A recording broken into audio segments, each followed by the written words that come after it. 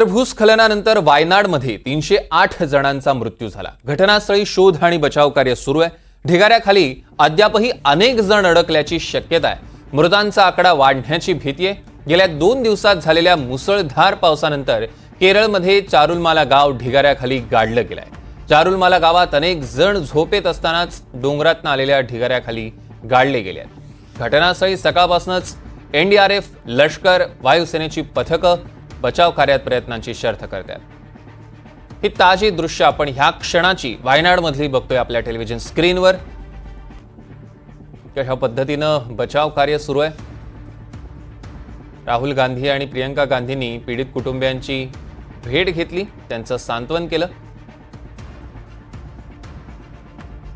ही आपण आपल्या टेलिव्हिजन स्क्रीनवर जी 4 दृश्य बघतोय, या घटनेची दाहकता दाखवण्यासाठी पुरेशी बोलकी अशी ही दृश्य।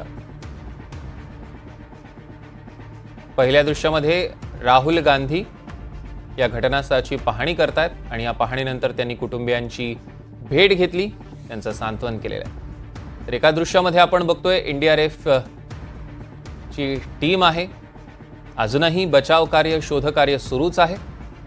वायनाडमधली ही दृश्य।